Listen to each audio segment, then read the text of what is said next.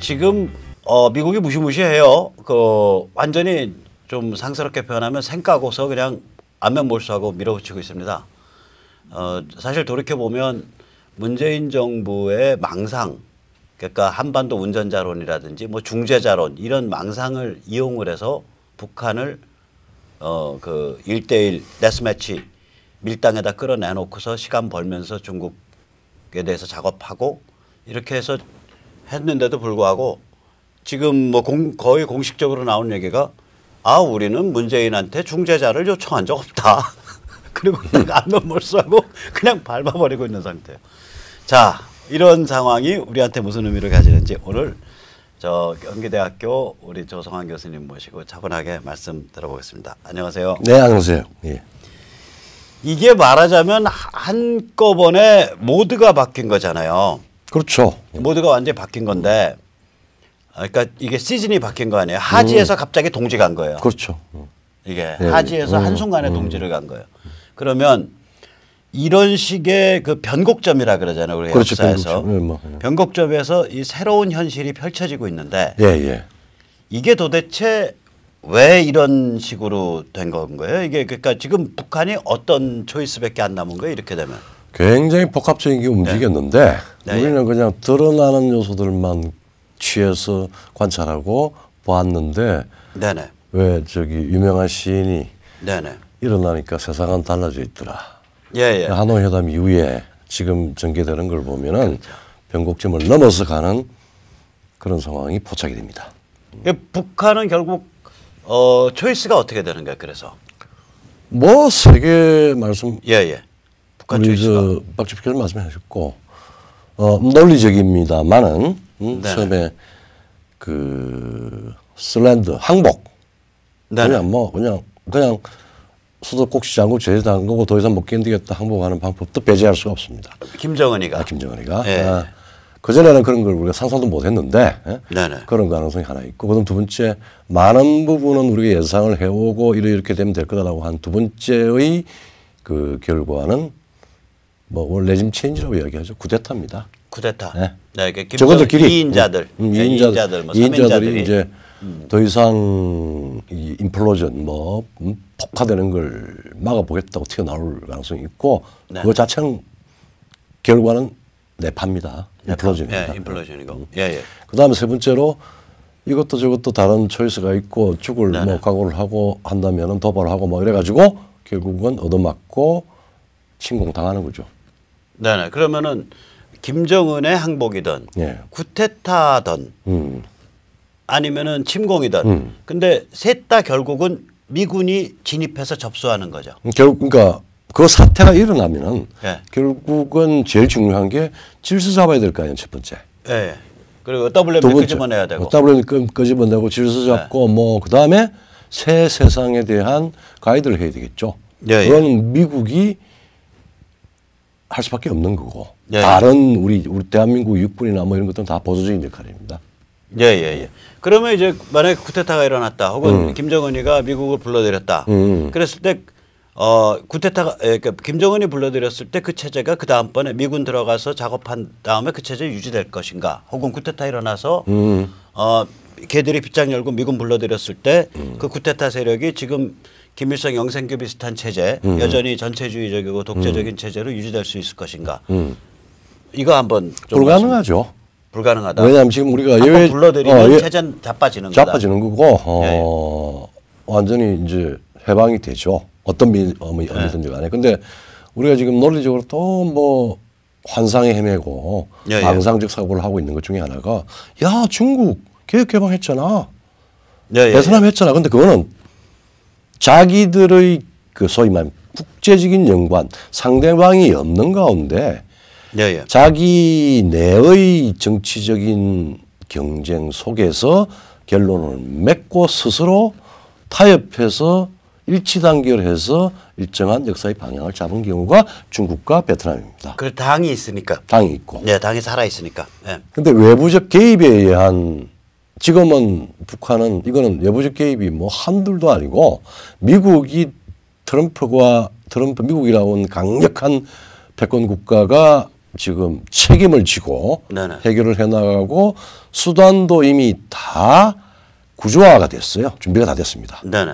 그리고 그런 상황에서 그다음에 또 우리 대한민국이 있고 중국이 있고 뭐 일본도 있고 뭐 또 러시아도 있어요. 네네. 이런 가운데서의 저 세 가지 패턴의 변화는 자기 스스로 관리 네네. 못합니다. 그리고 이제 저기 명지대 이지수 교수님 같은 양반이 이제 예, 예. 얘기를 하지만 결국 이런 문제거든요. 예. 그러니까 이 북한에 조금이라도 이게 틈이 벌어지고 나면 예. 북한 주민의 그 비전이 대한민국에 맞춰지기 때문에 당연하죠. 이 지금 김정은이나 이 저기 뭐 이 쿠데타 세력이 미군 불러들이고 나면은 이미 주민을 컨트롤하지 못하는 상황으로 몇 개월 안에 바로 1, 2개월 안에 들어가는 그래서 결국은 이게 전면적인 해방으로 갈 수밖에 없다. 어느 길이든 어느 길이든 간에. 예. 그게 김정은의 항복이든 쿠데타든 미군 침공이든 전면적인 접수 해방이다. 그렇죠. 결국은 그렇게 된다. 그래서 우리가 지금 뭐 그냥 일반론적으로 이야기하는 통일 하는데 기본적으로 남북한의 그 분단의 변화는 기본적으로 해방으로 끝이 난다라고 하는 게 많은 일급 학자들의 판단입니다. 예, 예.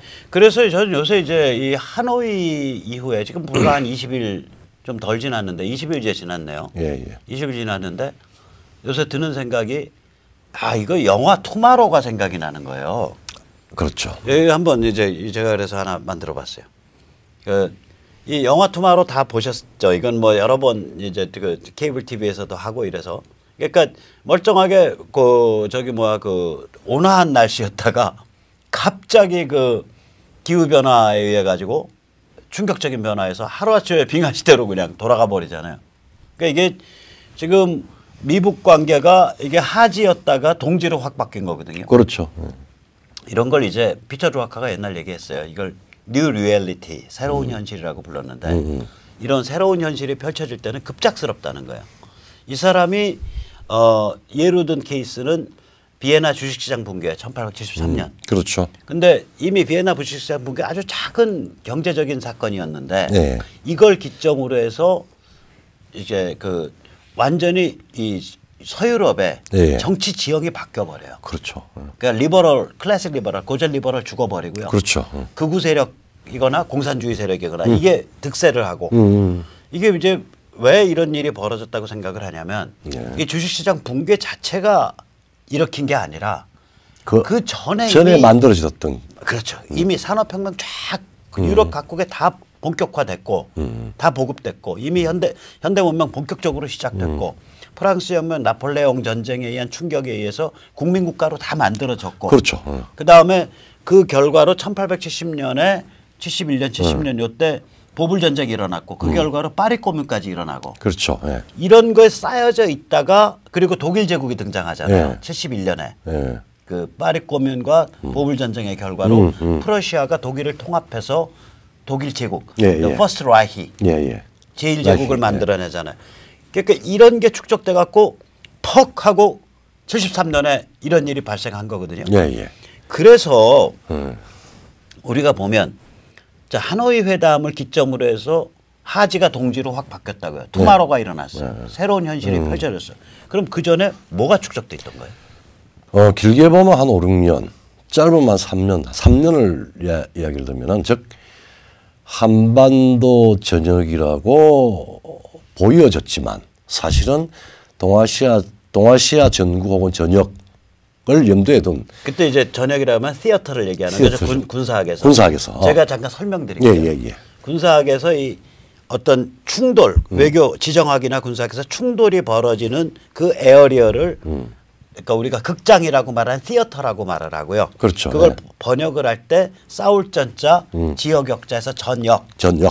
혹은 전구 그렇게 번역을 그렇죠. 말씀하시죠. 그러니까 이제 동아시아 전역에 한반도 전구가 있는 그런 네네. 상황에서 미국 트럼프 대통령 집권 직후부터 한 1년 반 동안에 대전쟁에 대한 여행 연습을 했습니다. 이 지역에서.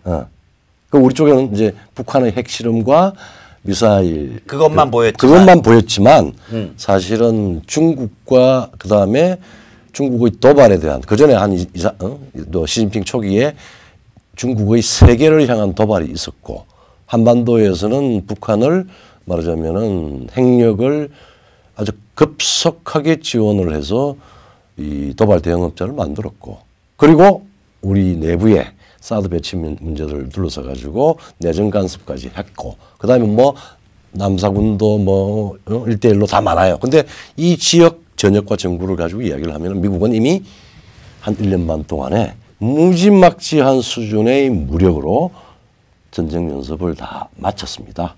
그러니까 군수도 다 준비를 했고 그 어떤 대응 무기 체계를 쓸 것인가 그 시뮬레이션 여러 가지 복합적인 시뮬레이션 상황에서 만들었고 특히 전략 무기하고 전략 핵무기와 전술 핵무기의 구분을 완전히 없애는 결정적인 무기까지 실험하고 개발하고 실험하고 지금 실전 배치가 된 B-61-12 같은 그런 무기가 만들어졌죠. 그러니까 이게 그리고 이제 토마호크라든지 잘 모르지만 이런 극비니까 이런 종류의 애미니션이라 그러잖아요. 결국은 군수죠. 그러니까 군수 중에서도 포탄, 미사일 이런 거가 엄청나게 생산돼서 비축됐을 거라고 그렇죠. 이 지역에. 그러니까 게임 딱 세팅을 끝낸 거예요. 그동안 한 1년 그렇죠. 반, 2년 가까운 시기에. 그러니까 이거를 문재인이 이제 잘 수발을 들어준 거지. 왜냐하면 이걸 위장포를 잘 둘러준 거예요. 그러니까 우리가 내가 맨날 하는 말이 땡큐 문재인, 땡큐 문재인 하는 거죠. 그래서 두 번째 이제 땡큐 시진핑입니다. 그런데 이제 두 번째가 처음에는 이제 군사적인 대전쟁 연습. 이게 연습이 사실 전쟁을 하기 위한 게 아니고 적을 제압하기 위한 가장 중요하고 확실한 수단 중에 하나입니다. 먼저 했고 이미 다 준비하고 연습 다 했습니다. 두 번째가 중국의 경제 침략, 불공정 무역에 대해서 대응을 해야 되는데 이걸 말하자면 무역 전쟁이라고 하는 이름으로 서로 윈윈하는 니도 잘 살고 나도 잘 살고 하는 그런 문제가 아니라 너가 쓰고 있는 경제적인 수단은 우리가 제압해야 되고 전쟁의 수단으로 가지고 너들 정치적인 의도까지도 제압할 수 있고 변경시킬 수 있다라고 하는 사인을 준 무역 전쟁을 시작했습니다. 그렇게 경제를 무기화해서 중국을 제압을 본격적으로 한 거예요. 그리고 중국에 대해 해당하는 것 같이 보이지만은 사실은 북한에 대한 유엔 제재, 즉 미국에 대한 미국이 쌍무적으로 지금 김정은을 불러내도록 만들어 가지고 카운터펀치를 지금 말려서 지금 새로운 국면으로 가는데 사실은 평양의 핵 무장을 경제 제재라고 하는 유엔 전 세계의 말하자면은 의사가 통합된 무역 경제 제재에 그걸로 들어왔고 그 경제 제재를 보다 효과적이고 체계적으로 하기 위한 무역 전쟁이고 시진핑의 경제 체제와 그다음에 정치 소위 독재화 디지털 토탈리타리아니즘에 대한 제어 장치로서 무역이라고 하는 수단을 가져왔습니다. 예, 그렇죠.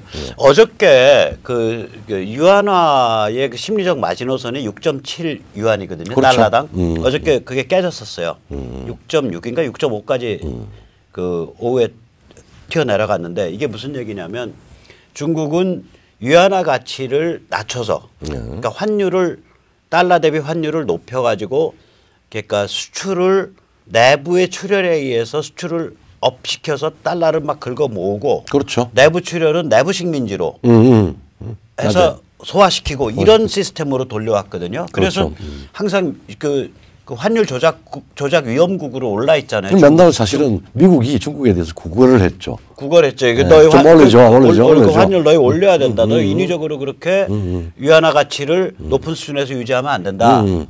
그러니까 환율을 낮춰야 된다. 그러니까 환율 낮추고. 그러니까 위안화 가치를 올려라. 위안화 가치를 올리고 환율을 낮춰라. 그렇게 그러니까 환율 저환율 위안화 고가치를 그렇죠. 미국의 국제 시장이 요구를 했는데 중국이 이걸 안 하고서 그러니까 고환율 저가치 전략으로 세계 경제를 공략을 해왔단 말이에요. 사실 개겼죠. 개겼는데 그러니까 이 개입을 해서 개입을 포기했다는 얘기예요. 이게. 그렇죠. 아니 포기했다는 게 아니고. 아니 개입 포기로 해석하더라고. 그러니까 포기가 아니라 개입 못하죠. 못하게 된다. 실효성이 없는 거야. 개입을 할 의지가 있는데 의지를 아무리 아니. 그게 아니라 경제권에 내가 어저께 얘기를 들었거든. 그랬더니 이걸 뭐로 보냐면 경제권에서는 그렇게 보더라고요. 미국한테 너무 쫄려갖고 이제 여기서 더 개입해서 더 환율 높은 환율 그러니까 저가치 저평가 가치를 유지하려고 했다가는 지금 미국이 공상은행 조직했다 그러고 있고 농업은행 조직했다 그러니까 진짜 골로 갈 것 같으니까 그걸 포기했다고 해석하더라고요. 이게 그거래요. 자, 그러면 이제 환율까지가 이제 무역에서 환율까지 갔죠. 그다음에 그러니까 위안화 이제 고가치로 가는 거야. 그러면은 무역 진짜 안 된다고 수출 진짜 안 돼요. 그다음에 이제 문제될 수 있는 게 국내 소위 저성장 실업 그다음에 버블. 예. 그게 이제 줄줄이 터지는. 줄줄이 터지죠. 그러니까 말하자면은 간접적인 조치를 취해서 직접적인 어떤 악 영향이 올 수 있도록 게임을 한 겁니다. 그러니까 이제 그런 거예요. 그러니까 우리가 트럼프가 작년에 5, 6월 달에 저거 시작하면서 저기 저기 북한과의 대화 쇼죠. 북한과의 쇼죠. 1대1 데스매치 시작하면서 시간을 10개월을 더 버는 거 아니에요. 그렇죠. 그동안에 중국을 경제 제재 때려가지고 완전히 이렇게 무력화시킨 거거든요. 그렇죠. 그다음에 그동안에 재작년부터 진행되어 왔던 아까 말한 동아시아 전역대의 한반도 전구를 둘러싼 무지막지한 군사력 집중과 군수 물자와 병참 물자의 비축이 일어났다고요. 그렇죠. 자, 이 상태에서 이제 얘기 끝났다 이거야. 중국 무력화됐으니까 이제 딱 얼굴 못쏘하고 그리고 이제 북한 밟아버리겠다. 그것만 한 게 아니라 세계의 최강자로서 작년 연말에 9월 25일 트럼프 유엔 총회 연설, 그다음에 허드슨 펜스 연설 등등으로 해서 미국이 지금 구상하고 실행하고 있는 새로운 세계 질서에 대한 구조들을 소위 말하는 사인들을 그 닥터린을 다 내놨어요. 이미 다 내놨지. 뭐 우리는 주목을 별로 안 하지만은 다 내놔서 그 스킴 안에서 군사 수단 그다음에 경제 수단이 이미 다 채비가 끝났을 뿐만 아니라 중요한 요소가 몇 가지가 지금 이미 실행되어 있는 상황이죠. 아까 중요한 요소라는 게 이제 미중 전쟁에 의해서 이제 미중 무역 전쟁에서 중국을 무력화시켜놨고 군사력을 동아시아 일대 초집중시켰고 초집중시키고 군사적인 대응이 불가하는 방식의 사인을 다 줬죠. 다 줬죠. 그러니까 자 이런 상태가 되니까 지금 이제 그런 얘기들이 이제 슬금슬금 기어 나오지만 이제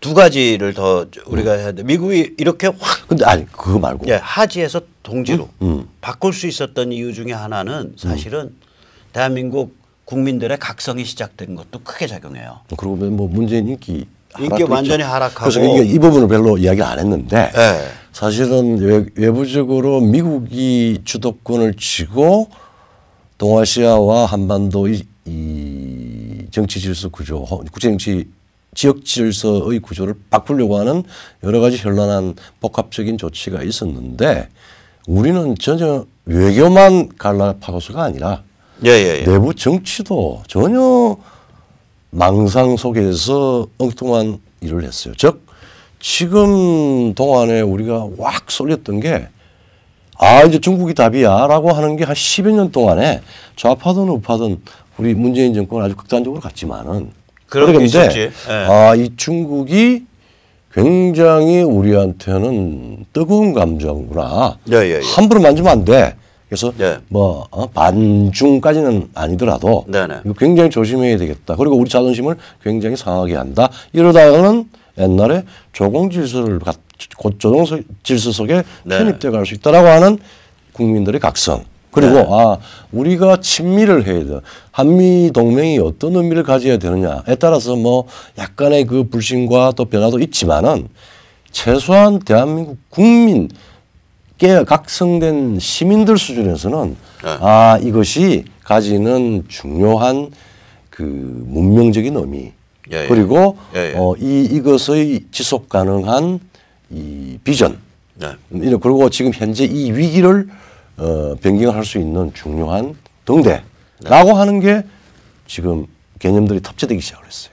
그리고 문재인이 워낙에 국내 정치를 정책을 이상한 걸 펴갖고 예. 뭐 원전 닫아 걸고 뭐 지금 못 뜯어낸다 그러고 인위적으로 임금 상승시키면은 경제가 성장한다는 그런 헛소리하고 막 그렇게 해서 경제를 뭐라 그럴까? 그러니까 굉장히 그 고통스러운 함정, 그러니까 깊은 심연을 만들었는데 그 심연에 빠지는 사람들은 못 배운 학력이 낮거나 노동시장에서 제일 취약하거나 고령층이거나 그렇죠. 이런 사람들이 제일 고통을 겪는 그러니까. 그렇게 만들어버렸어요. 이게 말과 결과가 전혀 다른 정반대로 그러니까 나타났죠. 이거는 문재인 개객기 소리가 막 사방에서 튀어나오잖아요. 그렇죠. 요새. 네. 그러니까 그런데다가 사람들이 보니까 이제 이런 아까 말씀하신 대로 뭐가 생겼냐. 문재인이 평화를 얘기했는데 실제로 평화 보니까 미국이 북한 완전히 요리하고 있네. 그러니까 제 지금까지 평화 갖고 사기쳤던 거 아니야? 이렇게 되는 거죠. 처음에는 그거 막 환호를 했어요. 예. 민족과 평화 뭐 이러면서 하다가 야 이거 심한데? 그러다가 이건 사기다. 사기가 아니라 자칫하다가는 네, 그러니까 쌈밥 말아서 김정은에 입에 넣어주자는 거 아니냐? 갖다 주는 거 아니냐? 네, 그렇게 되는 거예요. 그런 이제 그런 이야기가 있다가 지금은 그때 하노이 회담에 다 안도를 하는 거예요. 안도라죠. 예. 자들 헛다리 짚었구나. 예, 그렇게 되는 거죠. 그래서 공포에서 조금 벗어나서 문재인이 그냥 지나가는 에피소드야. 예, 그렇게 되는 거예요. 그러니까 이게 뭐 이게 중요한 게 미국 입장에서 내일이라도 당장 북한 접수가 된다. 그런데 이 문재인 인기가 하늘을 찌르고 있고 사람들이 문재인에 대해서 다 속아 넘어가 있는 상태 같으면 이 휴전선 남쪽에 감당이 안 되는 거예요. 감당이 안 되죠. 근데 이게 이제 그런 상황이 아니라 반대로 사람들이 문재인에 대해서 정확하게 의심하고 586 집단에서 정확하게 비판하기 시작하는 흐름이 쫙 모멘텀을 탔기 때문에 이제는 미국이 거칠 게 없는 상태가 된 거예요. 이게 마지막이고. 그렇게 조치를 했잖아요. 미국이 사실은 미국과 국제사회가 있는데 그걸 우리가 복기를 해보면은 재작년에 트럼프 대통령이 방한을 해서 우리 조정실전에서 몇 번 말씀을 올렸지만은 문재인하고는 거의 뭐 예방 정도의 미팅을 하고 바로 국회를 갔습니다. 그랬죠. 국회를 가서 무려 한 40분 연설했죠. 40분 연설인데 아마 앞으로 역사가 우리가 정말 안정이 될 경우에 저게 가진 의미를 다시 복귀하면은 정말 명연설이었습니다. 예, 저는 그 연설 들으면서 한편으로는 감격했고 다른 한편으로는 굉장히 쪽팔렸어요. 그렇죠. 그러니까 완전히 국회의원들 모아놓고 대한민국 역사 강의, 인류 문명사 강의를 한 거야. 그렇죠.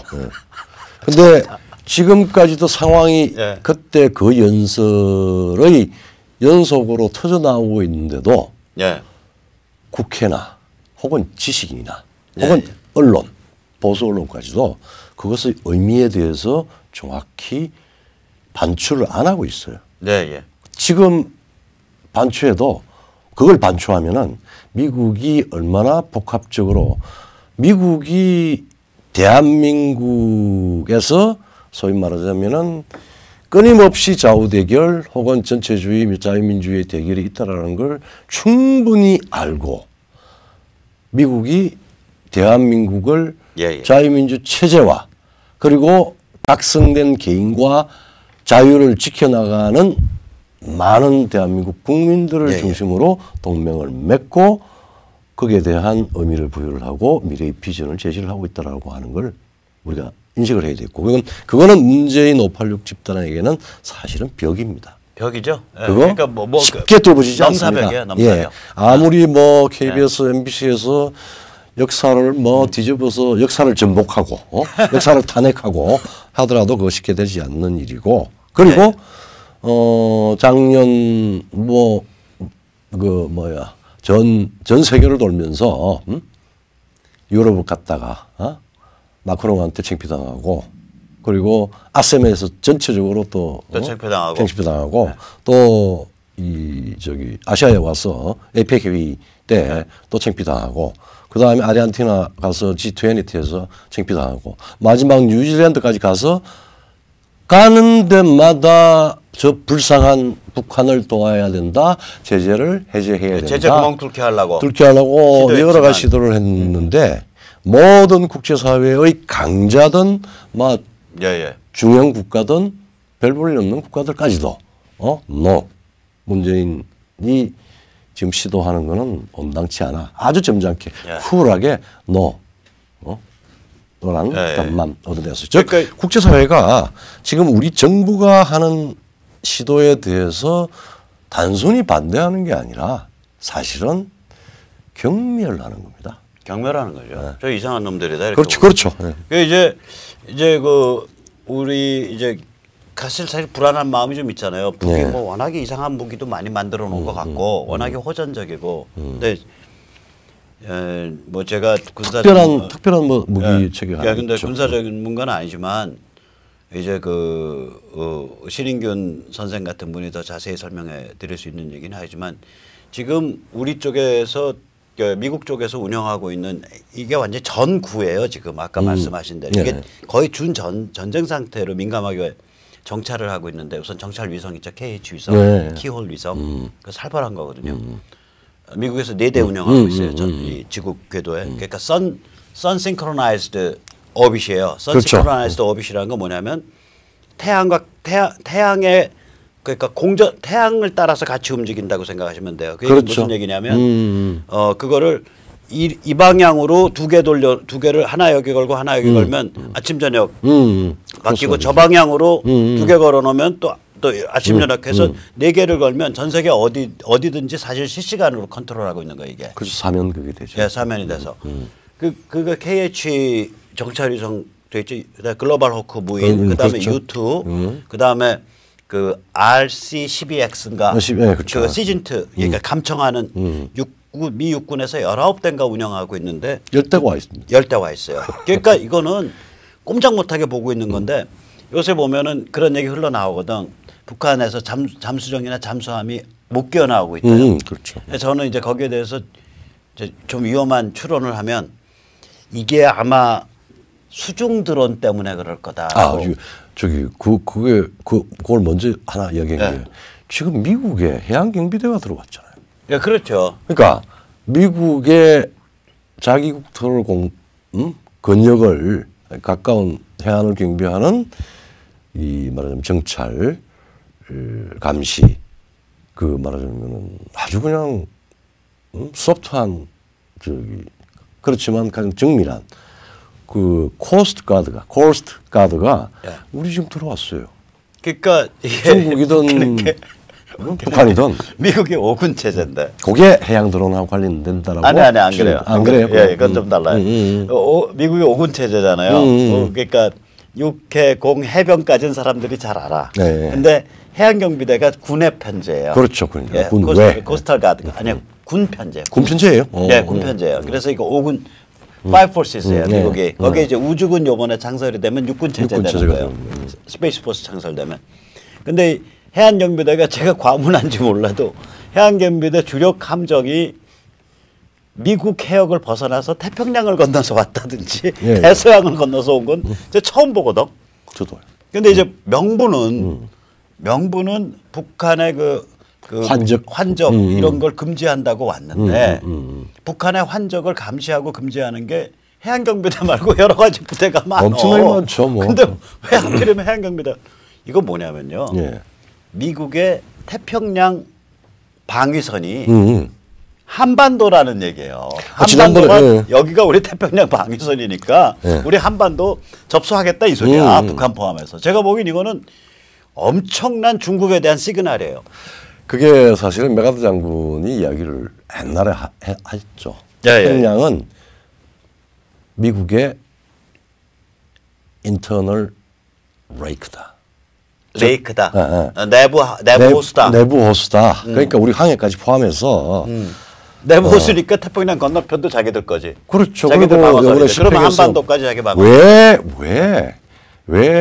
6.25 전쟁까지부터 해가지고 지금까지 미국이 말하자면은 안전보장의 최전선을 우리 휴전선에다 두었는지. 그리고 이번에 10회에서 고든창하고 맥스웰이 그 이야기를 그렇죠. 했죠. 즉 미국의 태평양 전선 방어선의 서북부 핵심 주춧돌이 한반도다. 린치핀이라고 한 얘기를 썼잖아요. 근데 이게 이제 일본도 좀 그거 한 게 일본은 이제 기지 국가라고 그러는데 일본은 연습도 많이 하고 돈도 많이 지불하고 뭐 해요. 근데 미국은 결정적으로는 대한민국의 사실은 전략적인 자산을 가지고 있고 그게 우리하고 그것도 우리가 인바이트한 겁니다. 서로. 예, 예. 그런 상황을 가지고 이제 우리하고는 생각을 좀 다르게 하는 사람들은 미국 식민지라고 이야기를 하죠. 근데 어떤 동맹도 약자가 보호를 받고 싶어하고 힘을 얻고 싶어하는 쪽에서 동맹을 불러들이지 않습니다. 대개 강자가 약자들을 지배하기 위해서 동맹을 하는데 우리는 우리 손으로 우리는 통일해야 되는데 왜 휴전하려고 그래? 그래서 정전 시기에 이승만 대통령이 never 우리는 절대 휴전 못해 북진해서 마지막 이 희생을 통일로 맞춰야 된다고 하고 미국하고 얼마나 싸웠습니까? 그래서 뭐 제거까지 하려고 그랬어요. 너희 휴전 꼭 하고 싶으면 한미 동맹 맺어. 그리고 그러니까 휴전 동의 사인 하나 가지고 한미 동맹 이끌어낸 거예요. 우라미 승만이. 그렇죠. 근데 뭐 김영희가 어제 이상한 말을 했는데 그거 나중에 좀 하고. 네. 그래서 그리고 이제 지금 나는 그거와 연관된다고 생각해서 이제 미국의 코스트가드 이야기를 했는데 해양 드론 이야기는 사실은 이게 처음 하는 이야기일 거예요. 네, 제가 이제 좀 설명해 주십시오. 이게 해양 드론이요. 우리가 뭐 이제 영화 같은 거 보면 수중에 무인 뭐 감지 장치 내려가서 한다 이러니까 그거 뭐 별다른 기술이 있겠어. 근데 그게 문제가 아니라 배터리가 최소한 70일 100일 가야 돼요. 배터리가. 그렇죠. 그러니까 일단 배터리 기술이 필요하고요. 실시간 통신이 정밀하게 하려면 영화에서 보면 되게 이렇게 선이 연결돼 있어. 통신선 같은 거. 그렇죠. 없다고. 사실 이게 수중파라고 하는 게 굉장히 그게 크잖아요. 예, 이게 물이 이렇게 막 100m, 몇십 미터 이렇게 쌓이면 이 통신을 상당히 장애를 해요. 그래서 우리가 천안함 당했죠. 네. 그래서 이 실시간 통신 기능이 있어야 되고요. 그다음에 센서가 굉장히 정밀해야 되고 그리고 공격 무기를 갖춰야 돼요. 그러니까 이게 정말 이때까지 알려진 무기 중에 최첨단 무기거든요. 이게 왜 그러냐면 이런 조건을 만족시킨 게 미국에서 정보에 의하면 2017년경이에요. 재작년이야. 아주 프레시하네. 예. 그러니까 요새 이제 북한의 잠수함 같은 거 뭐 잘 못 끼워 나오는 게 이제 제가 소설을 쓴다면 이런 식이라고 소설을 쓴다면 지금 사실인 것 같은데? 이거 모르는 얘기니까 제가 무슨 군사 전문가도 아니고 이제 소설을 쓴다면 이런 식인 거예요. 이게 이제 이게 수중 드론 이게 이런 거거든요. 네. 소설을 쓰면 이렇게 되는 게 이게 잠수함 기어 나오잖아요. 네. 저런 애가 옆에 붙어갖고 EMP 같은 거 공격해서 잠수함의 전기, 신호, 전자 시스템을 다 마비시켜 버리면 컨트롤 안 되고 잠수함 그냥 물속에 깔아앉는 거예요. 그러니까 그 바깥에서 우리 사고 났어요라고 바깥에 통신도 못해 잠수함이. 그러니까 거의 지금 무슨 얘기냐면 잠수함은 지금 살벌한 무기고 잠수함 자체가 살벌한 무기인데 얘는 침몰하면은 통신 끊긴 상태에서 침몰하면 그냥 실종 처리되는 거예요. 그렇죠. 이게 아마 저게 실종이 많이 된 것 같아. 제 짐작에. 그러니까 북한 잠수함이 못 뛰어나오고 있는 거거든요. 지금. 그 활동이 굉장히 위축됐대요. 국방 쪽 정보에 의하면. 그러면 왜 위축됐겠냐. 근데 저거는 미국 보고 가서 항의도 못해. 자기네 기관 고장, 통신 고장으로 침몰한 거. 그렇죠. 그런 거라고 이유도 없이 그런 거라고 말할 수 있기 때문에 그러니까 지금 상태가 저게 보통 상태가 아니에요. 저거 기뢰 안 깔고도요. 저런 거 밑바닥에다가 저 한번 띄우면 100일씩 혼자 돌아다니면서 작업하는 애인데 그러니까 밑바닥에다 저런 거 깔아놓으면 어떡할 거냐고 어떻게. 그러니까 이게 그러니까 이제 이 단계를 보면은 아주 거대한 여행 군사적인 연습을 했는데 지금 단계는 사실은 우리는 지금 봐서 막 군사적인 시위를 한다 뭐 그런데 사실은 일본의 주일 미군과 연합사 전련이 훈련하는 것 공중 위주로 많죠. 근데 지금 이런 것까지 포함을 해서 해상을 보면은 사실 국경 봉쇄는 아니지만은 해상 봉쇄가 거의 됐고. 아니 오늘 조선일보가 그 생각 있는 기자들이 가끔 있어요. 조선일보 나 마음에 안 드는데 조선일보 오늘 그 기사의 제목이 그 아까 말씀하신 그 해양경비함 한반도에 배치되는 거에 해서는 북한에 대해서 사실상의 해상 봉쇄라고 돼 있어요. 그렇죠. 이게 자, 이미 오랫동안 이 통치 자금이 들어가는 돈줄, 소위 말하자면 많이 그 돈줄에서도 꼭 저 지금 체각 지금 잠겨가고, 그다음에 이제 중국만 완벽하게 되면은 스랜딩 그러니까 항복이냐 내파냐 문제를 지금 항복이냐 구테타냐 침공이냐 시간 읽기에 들어갔다는 이야기네요. 그렇게 되는 거예요. 그렇죠. 자, 그래서 이런 게 다 진행돼 왔기 때문에 지난 10개월 동안 이 1대1 데스매치 외교쇼 부리면서 이 준비가 다 완성된 거예요. 그러니까 이게 한순간에 그냥 하지에서 동지로 확 돌아버린 거죠. 우리 운전 치면 급선을 해. 급선해요. 그러니까 이게 혹시 저 야한 운동 안 하죠? 수상스키 같은 거. 못합니다. 조금만 해요. 저는 저기 그런 거 좋아해. 그런. 그 가면 물가에 가면 땅콩이라고요. 땅콩. 그렇죠. 이게 길쭉해갖고 사람들이 이렇게 붙어갖고 타는 거. 땅콩 하면 이제 앞에서 보드가 막 끌다가 이 보드가 속도를 확 높여 한번 엎어줘야 돼. 그걸 사람들이 다 원해. 그렇죠. 속도 높여가지고 쫙 뽑다가 급선에 퍽 해버리면 땅콩이 뒤집히거든. 그렇죠. 이거 그거라고 일단 뒤집어 놓은 거야. 그걸 우리 좀 역사적으로 그걸 뭐 논리적으로 설명하면 너무 기니까 많은 시청자들의 그 내리 속에 각인되어 있는 몇 가지 케이스들이 있습니다. 딱 세 가지 케이스를 한번 그렇게 되죠. 이야기를 놓고 보면은 1989년, 90년 호네크 케이스를 한번 동독. 이걸 이제 우리가 뭐 소득에 의한 동독의 흡수통이다 뭔 식의 이야기를 하는데 호네크가 왜 손을 들었을까? 라고 하는 것. 그다음 두 번째 아주 비참하게 그보다 조금 전인가 그런가? 차우체스쿠가 2인자와 그다음에 분노한 저 루마니아 국민들에 의해서 정말 처참하게 처형당한 것. 그다음 세 번째가 미국이 소위 프리엠티브 어택을 하고 그때는 이제 침공이죠. 제가 EMP 탄으로부터 해서 정말 새로운 차원의 전쟁을 펼친 것. 2003년. 충분히 봤잖아요. 근데 그것의 이제 정치적인 결과는 후세인이 두더지 굴에서 생포됐다는 것. 이 세 가지 죽었지 않나? 아닙니다. 생포돼서 어떻게 말하자면 소총함 모쏘고 바로 도피를 했는데 도피가 지하로를 통해서 수임이 와장창 걸려서 그 지하로를 추적을 해서 잡아냈어요. 그리고 이라크 잡아내서 현장 처형했을 거야. 그래서 재판했죠. 재판해서 사형시켜서 처형했습니다. 그랬구나. 후세인의 이 가련한 몰골이 다 중계도 되고 그랬었죠. 그러니까 호네크, 차우체스크, 후세인. 이 세 가지 모델이. 평양이 이 세 가지 모델로 보고 우리가 이제 앞으로의 행로들을 한 번쯤은 예상을 할 필요가 있다는 생각입니다. 그러니까 다시 말해서 호네커는 아까도 말씀하셨듯이 이제 부시가 질르니까 고르비가 호네커 보고 푸시해가지고 결국 호네커가 그거 그냥 손절매하고 지 목숨 건져서 나갔죠. 그렇죠.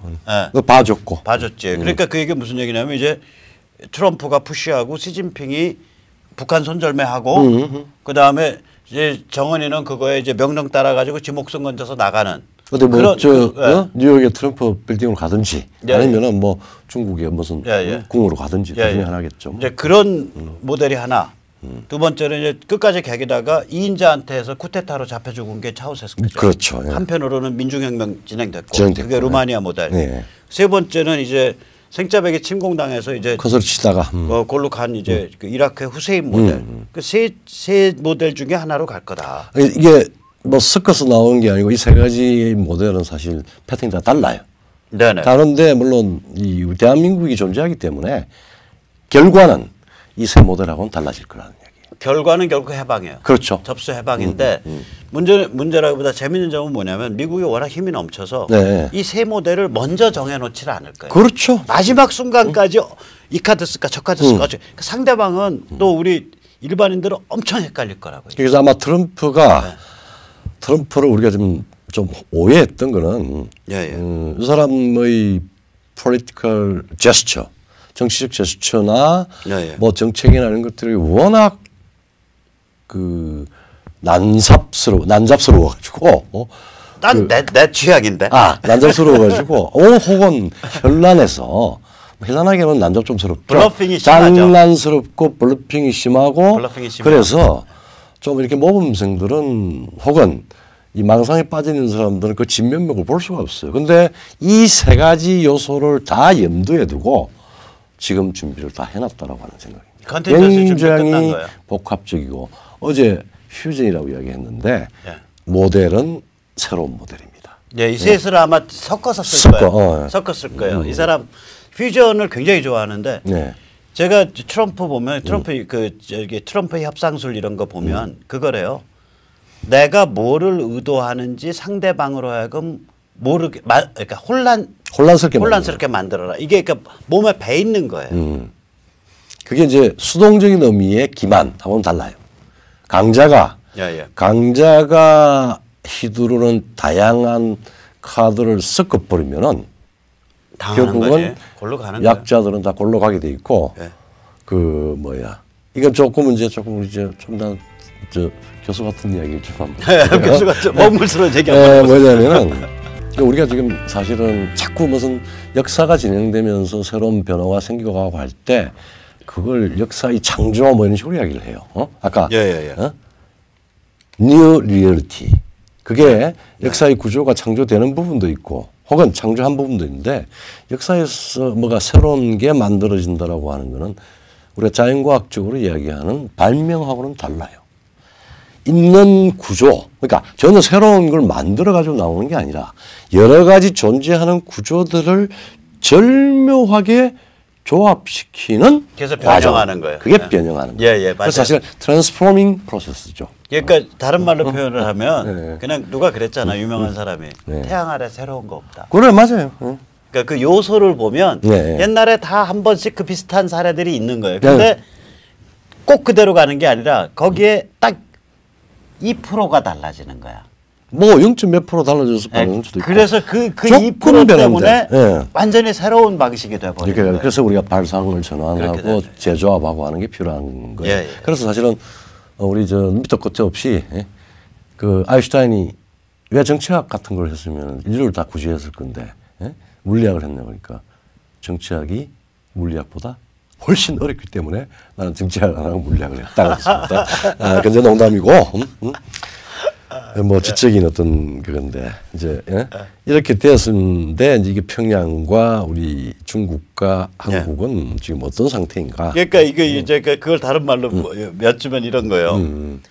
자 상황이 이제 북한 같은 경우 그러니까 중국에는 선고가 내려져 있는 거야. 중국은 미국의 선고가 뭐냐면 너 버르장머리 고치든지 아니면 주저앉아. 중국에는 그게 내려져 있는 그 시간은 주마. 그 다음에 이제 북한에 대해서는 결국은 셋 중에 하나거나 혹은 셋을 컨비네이션한 새로운 길. 다시 말하자면 김정은이 항복해서 미군 불러들이고 그 다음에 미국이 접수하는 해방으로 가는 것. 아니면 쿠데타 일어나서 미국 불러들이고 미국이 접수하는 해방 가는 것. 아니면 침공에 의해서 해방 가는 것. 이 셋 중에 하나 혹은 셋이 뭐 이상하게 막 컨비네이션된 그런 솔루션으로 갈 거다 이거예요. 자, 이 상황을 그러니까 뭐라 그럴까? 이러한 엄혹한 새로운 현실을 절감하고 있는 건 누구겠냐 이거. 누구겠습니까? 시진핑과 김정은이죠. 그런 것 같아. 시진핑, 김정은 그다음 북한의 2인자들. 2인자다. 그 최선희 그 얼굴 확 바뀌잖아요. 사실 김정은이가 아니라 오히려 김정은의 참모들, 핵심 참모들, 2인자들. 왜냐하면 지금 김정은은 체계적으로 이 상황을 이해할 수가 없을 겁니다. 내가 필요하다 그러면 딱 10분 만에 김정은의 지위를 설명하고 지금 우리 설명한 거고 어드바이저를 준다 그러면은 빨리 적절히 항복하고 튀어라. 그리고 뭐 김씨들도 사람이니까 얼마나 악행을 했음에도 불구하고 생명은 부지해야 될 거 아니냐. 네네. 그게 첩경이다. 근데 뭐 김정은이든 김정은이 2인자든 시진핑과 북한 지배층 얘들은 팔 게 있어. 그렇죠. 자산이 있죠. 뭘 팔죠? 핵도 있고 미사일도 있고. 그러니까 포기하는 게 파는 거지. 포기하면 파는 거야. 북한 애들 가서 나라 내놓으면 북한 애들 내놓으면은 살 길이 있어. 그리고 트럼프가 얼마나 많은 돈을 지불한다고 그랬어요? 그러니까 본인은 살 길이 있어. 그렇지. 심지어는 내가 만약 김정은이라면 밤에 잠 잘 자고 나서 그때 이제 그 김씨네 무슨 그 큰 선조를 꿈에 만나는 거예요. 하얀 도복 입고 나온 선조가 와서 딱 트럼프를 딱 이렇게 카드를 쫙 펼치고 그러면서 근데 트럼프가 딱 까지니까 트럼프 카드 까지니까 거기에 이제 그 뉴욕의 그 시내가 쫙 보이는 거예요. 그럼 이제 일어나서 우리 선조께서 꿈에 뭐를 나한테 현몽하신 건가? 네. 이제 고민을 해서 이제 딱 뭐 맑은 물그릇 떠놓고서 이제 딱 기도를 한 다음에 조상한테 이제 꿈을 해몽을 하는 거지. 그렇죠. 이거 항복하고 털고 나가서 뉴욕 가서 살아라. 네. 그래가지고 김정은이 싸이한테 얘기를 해서 강남 스타일. 강남 스타일을 내가 평양 스타일로 고쳐서 내가 모르겠다. 퉁퉁하고 좋잖아. 그러면 김정은이요 이거요 1년에 노래 하나씩만 녹아봐해서 불러도요. 내가 개런티가 10억 줘요. 10억 줘요. 그다음에 그렇게 노래가 뜨면요. 그냥 온갖 광고 모델 우리 정은이 오빠 팬덤을 거느려.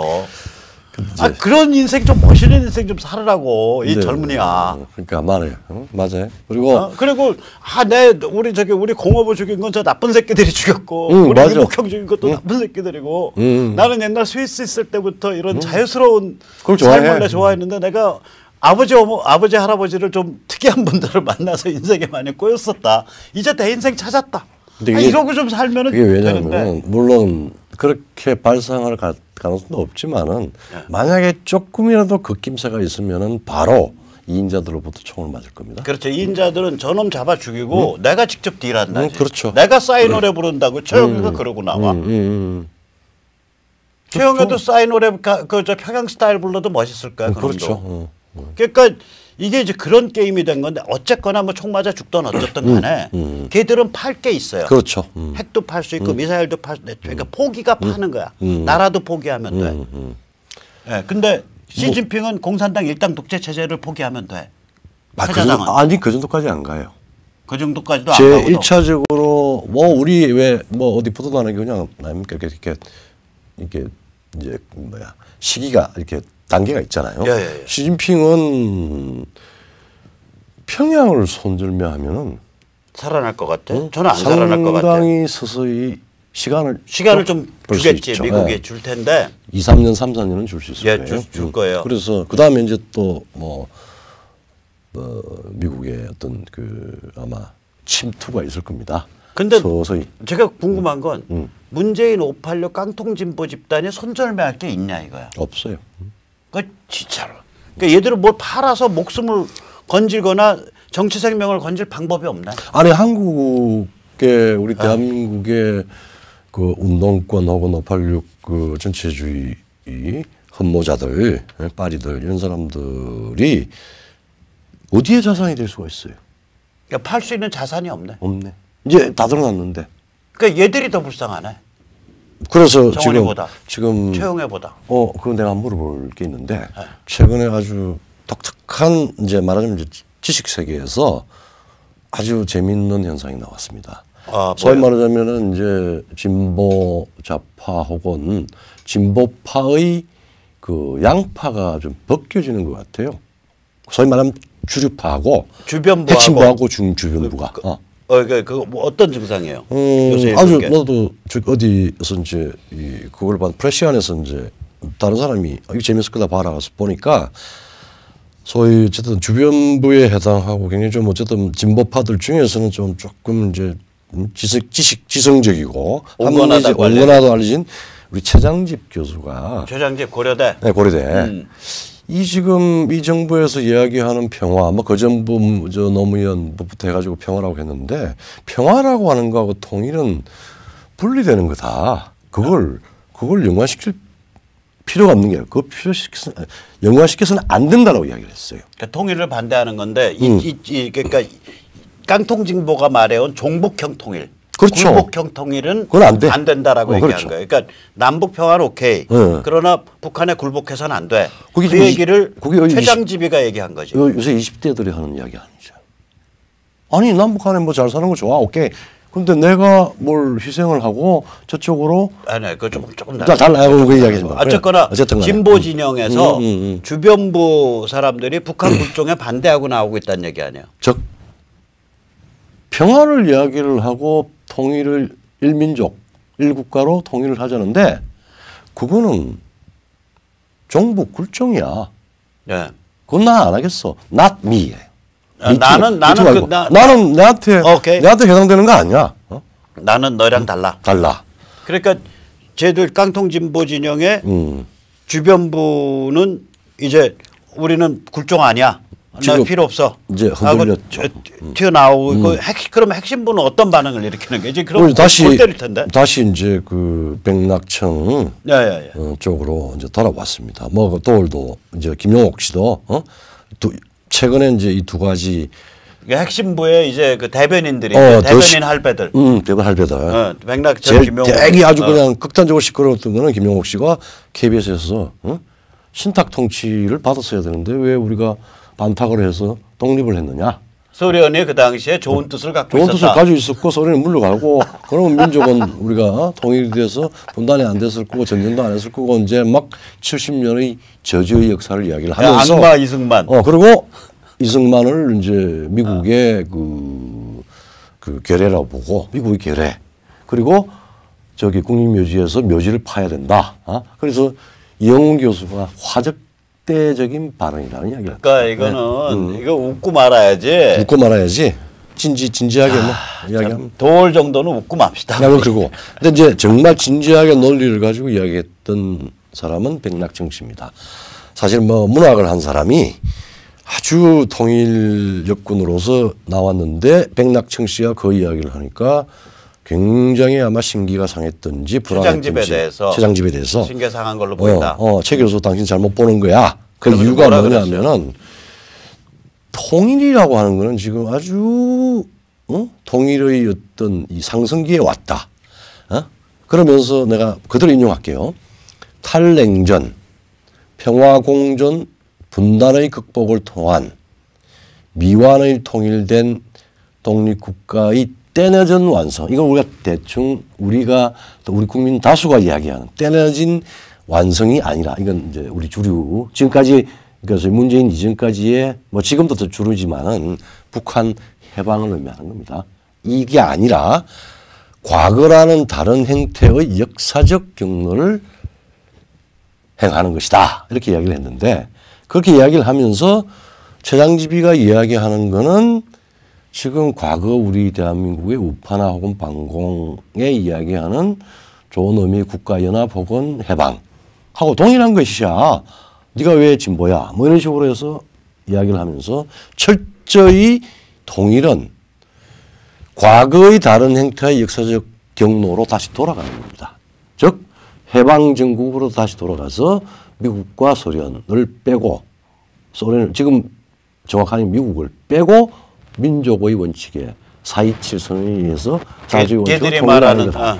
그럼 70년의 역사는 공백으로 아니가 지워야 될 역사고 역사를 우리 자체의 역사를 지우면 통일된다는 거예요. 백낙청이 나이가 이제 80이 후반입니다. 80대 중반인가? 중후반 되는데. 중반 됐어요. 참 이것도 웃고 넘길까요? 이거 웃고 넘긴다기보다 제가 이 사람이 원래 이제 그 큰 부잣집 그렇죠. 자제죠. 그리고 경기고등학교 나왔고 집안이 워낙 부자니까 남들 다 못 먹고 못 입을 때 미국 유학을 갔다 왔고 영문학을 전공을 해서 그렇죠. 그래서 처음에 이제 1970년대에는 이 사람이 시민문학론을 주장했어요. 그렇죠. 그러니까 자유시민문학론이에요. 그러다가 70년대가 끝나고 80년대 중후반에 이제 우리 세대예요. 김모 씨라고 저희 77학번입니다. 문학평론하는 김모 씨가 창비론제. 그 백낙청을 공격을 했다고. 공격을 하면서 무슨 놈의 시민문학론이냐, 민족문학론을 해야 된다. 그러니까 제가 그때 그 전까지만 해도 백낙청 그럼 지식인이라고 인정을 했었어. 저도 그랬어요. 근데 운동권에서 쫙 이게 힘이 파워가 쌓이면서 그걸 대변하는 그 소장 진짜 뭐 영어 책 제대로 편하게 읽는 그런 공부도 안 돼 있는 소장 이론가가 민족 문학론이라는 걸 들고서 퍽 화살을 쏘니까 깨갱 하고 엎드리더라고. 그래요? 그래서 그 사람이 그때 시민문학은 포기했어요. 누구 합니까? 김명인. 김명인 그리고 지금 황해문학 하는. 민족문학론 그러니까 임 누구죠? 아마 그건 아니 거기는 원래 민족문학론을 제일 먼저 깃발을 든 건 김명인이에요. 김명인이에요. 예, 김명인이에요. 그 비평론으로. 근데 그 당시 김명이 저랑 동기니까 나이가 이제 서른 좀 넘었을 때죠. 80년대 후반쯤 될 거예요. 그때 그래. 그 사건이. 근데 70년대 그러니까, 뭐 하더라도 장비 그룹으로 뭐 그걸 이제 그러니까 뒤에서 제가 확인을 하고 그랬는데 깜짝 놀란 게 이 문학 비평하는 사람들 보고서 야, 이 사람들이 지식인 맞아? 왜 그러냐면 생각을 해보세요. 평생 영문학을 해서 영미의 정신세계를 이해한다고 하고 그것에 의해서 시민문학을 주장해온 사람이 세태가 바뀌어서 그 이른바 깡통진보 진영의 힘이 확 차올라오면서 서른 안팎의 소장 지식인이 퍽 하고 화살 쏘니까 앞에 까쟁 하고 엎드리더라고. 그러니까 제가 그때 보고 야, 이 양반 지식인으로서의 그 기본이 좀 그런데 또 하나 놀란 게 뭐냐면은요. 연무웅이에요. 연무웅 씨. 네, 맞아요. 그 사람 문학과 지성이잖아. 그렇죠. 문지. 그럼 문지는 창비와 달리 좀 더 보수적이었다고 생각이 됐던 데 아니에요. 예. 한결에 최근에 연무웅 할배가 쓴 글들 보면 살벌해요. 살벌하죠. 그러니까 야, 도대체 이룰 거 다 이루고 비평 철학 영역에서 그 큰 어른이라고 하는 사람들이 왜 이렇게까지 제들을 빨아주지? 그렇죠. 백낙청은 빨아주는 정도가 아니라 대접받느라고 붕붕 떠서 다니려고 정신없었다고 치고 아직까지 자기가 지휘해야 된다고 생각하고 그리고 중요한 시점마다 태제를 내놓아요. 뭐 자기가 쓰는 태제인지 남이 써준 태제를 읽는지 모르겠는데 어쨌거나 연무웅은 원래 그 동네도 아니던 사람이잖아. 근데 그렇게 하는 거 보고 내가 야, 여기가 진짜 우리나라 어른이 없어요. 어른이 없어. 그래서 그 중에 조금 더 뭐 백낙청 씨가 표현을 했지만은 이게 아마 어느 세력의 핵심보의 그 생각인데 조금 더 그거 한 게 뭐 분단 이전 상태의 복원을 통일로 보는 거예요. 이게 아주 참 황당한 거고 저 웃고 넘깁시다. 근데 문제는 뭐냐 하면은 이게 촛불 혁명 정부도 아니고 촛불 혁명에서 시민 지금까지의 통일 논의에서 시민은 빠져 있었다. 촛불 혁명에서 시민이 중심이 된 한반도 평화 프로세스의 결정적 그 견인력 이걸 보았다. 뭐 이게 무슨 상상인지 무슨 뇌토리인지 모르겠어요. 근데 이런 방식으로 이제 막 생각이 왔다 갔다 난잡하게 트럼프가 동일한 문장에 두 가지 이상을 이야기하는 건 다르게 이건 난 보니까 이거는 정말 이거는 문학적 상상도 아니고 국어도 아니고 사회과학적 논리도 아니고 자연과학도 아니에요. 물어야 될 게 있어요. 촛불혁명이 이게 과연 혁명인가요? 아니면 정변인가요? 저는 모르고. 그다음에 두 번째. 혁명이어서 시민들을 통해서 우리 내부의 근본적인 변화까지 해서 통일까지 간다는 그런 망상을 가지고 있는데 새로운 질서가 수립된 게 시도는 하고 있습니다만은 과연 수립되었나요? 공산주의로 넘어갔나요? 공산당으로? 이 사람들은 계속 망상해요. 그러니까 그다음에 망상해요. 그다음에 그러니까 논리적으로 따질 것도 없어. 그리고 저 촛불혁명으로부터 시민이 주도하는 통일로 간다. 그리고 권력은 평화만 관리해. 문재인. 당신은 평화 닥치고 평화를 해서 평화만 관리하고 우리는 운동 세력들은 시민 운동으로 해서 남북과 통일을 하겠다라고 하는데 결론은 분단 이전으로 가는 겁니다. 그럼 70년의 우리 시간을 자기가 왜 절도를 해요? 그러니까 이 사람들은요. 그러니까 우리 조 교수님이 착해서 그래. 착해서 그 사람들을 개념적으로 이렇게 하죠. 제가 보면 이거는 그 정신 세계가 거의 산업 독극물 수준이에요. 그럴까요? 그럼 그러니까 그걸 그 POP라 그러거든요. Persistent Organic Pollutant. 그러니까 한번 발생하면 한 1000년 동안 잘 분해도 안 되고 지속적으로 유지되는 유기성 독극물 12종류가 있는데 거의 그런 수준이야. 이 정신세계가 제가 보기에는. 인격은 모르겠어. 심리는. 그런데 이런 그 사회정치적 아이디어 세계는 그런 거고 제가 보면 이 사람들 결국은 그냥 닥치고 평화, 닥치고 민족, 닥치고 굴종, 닥치고 종북이에요. 그렇죠. 결국 결론은 그렇게 가. 그러니까 이게 참 골 때리는 상황이죠. 그게 사실은 이제 옛날에 그 19세기, 20세기 초에 그런 이제 소위 마크시스트 지식인들 보고 유토피아와 이데올로기를 쓴 마나임이 자기가 그 막스가 제공한 유토피아라도 그래도 어쨌든 간에 해방이라고, 그러니까 계급 해방이라고 하는 유토피아를 그렸는데 이거는 아무런 실질적인 근거도 없는 그야말로 망상이고 그 내용은 실질적인 내용은 디스토피아입니다. 파국이에요. 절멸이죠. 아니 실체적 그 사람들의 실체적 내용은요. 제가 그냥 말할게요. 정치 투기예요. 정치 투기인가? 그러니까 북한 백그라운드를 아우라로 두르고 떼거리 모여갖고 이게 기본 주사파가 그거야. 그럼 역사적 사기꾼이네. 그렇죠. 그러니까 지금 판이 깨졌을 때 손절매할 불량 자산이 하나도 없는 거예요. 이거 그냥 사기라고 전체가 사기판이에요. 아니요. 아니 시진핑도 손절매할 게 있고 김정은도 손절매할 게 있고 최영애도 손절매할 게 있는데 얘들은 손절매할 게 없다. 그래서 이 부분과 관련해서 우리 저 박 주필께서 한참 이야기를 하고 지금 우리한테 필요한 게 자유민주 시민이 사실은 뭐 귀족이라는 게 별로 좋은 말도 있거든요. 정신의 귀족. 정신의 귀족이다라고 하는 건데 이 부분에 정말 우리 지금 한 2년, 2, 3년 동안의 이 혼란 상황에서 우리가 액기스로 뽑아내야 될 교훈은 정신의 귀족청을 만드는 겁니다. 그런가요? 그리고 이게